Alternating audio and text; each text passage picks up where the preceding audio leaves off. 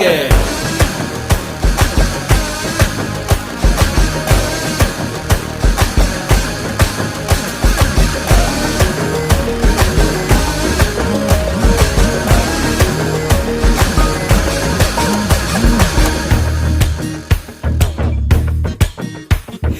Apple போன போல கையில எடுக்கவா, உன்னை அப்படியே டச் பண்ணி கொடுக்கவா.